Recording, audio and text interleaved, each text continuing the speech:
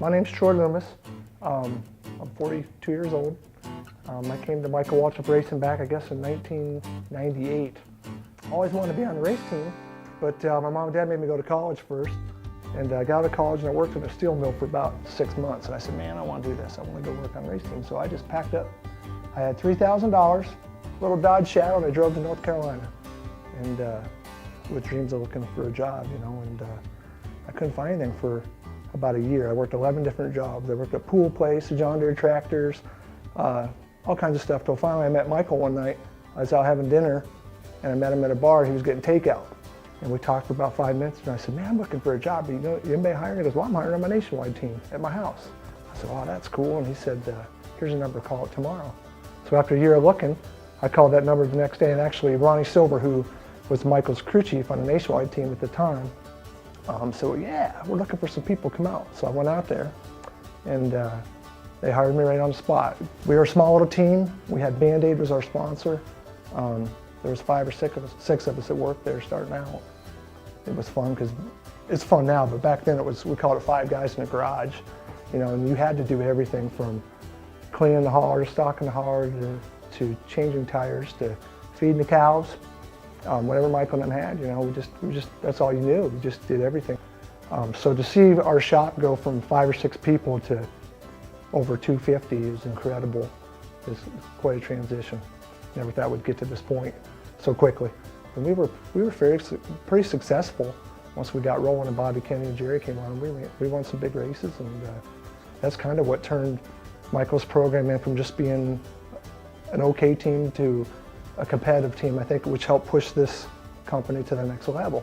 What we did was we still had a truck team, which Bobby Kennedy had left some people to run that. Jerry Baxter and myself were running the nationwide team, and Dave Rubin was driving that. And we were contending for a championship, and we were in a separate building from the Cup team for about a year. You know, we would go over there and see the struggles, but Jay was given a little shop with 2 chassis, I think like in July or August, and what they turned it into the next year. You know, a lot of people laughed at us, but we came from nothing and trying to compete against the Hendricks and the Childerses and the Roushes, who've been established for 25 years. But we stood the course, you know, and everybody just kept digging in, putting their noses down, and as the year went on, things just got a little better, a little better, a little better.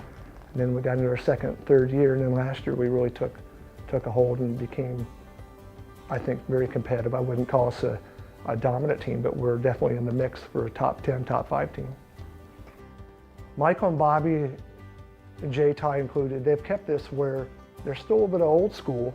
When I say that is, most everybody here can do anything on a race car.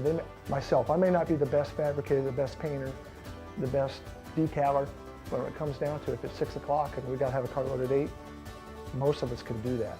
I don't know that a lot of our teams could do that. We still have fun. I mean, it is the business, it's a lot, it's millions of dollars, and it is serious, but you know, if you don't have a little, it's fun. It's my first or second race. We're at Darlington, South Carolina, and they'll probably kill me for telling you this. And we're leading the race with the Band-Aid car. This guy, Ronnie Silver, was our great guy, crew chief.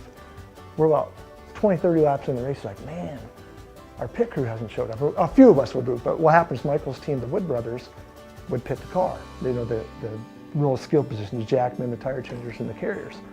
He's like, he always smoked a cigarette, and he goes, boy, he's talking, he says, you better run to the Wood Brothers and see if they're gonna come pit this car. We're leading the race, and we're gonna win pit it. So I run over, and I don't know anybody on the Cup side. And I run up to this old guy who has a Wood Brothers shirt on, now that I know it's Leonard Wood. I'm like, hey man, we need someone to come over and pit this car. You know, Michael's leading the race, and we gotta come in. And he looked at me and said, well, boy, we got stuff to do. We're gonna be late. I don't think we're gonna make it. So I run back, and Ronnie has that cigarette. He goes, real calm, never got riled up. He goes, boy, I guess we're all gonna go over the wall. So it's like 2 laps before Michael's gonna pit.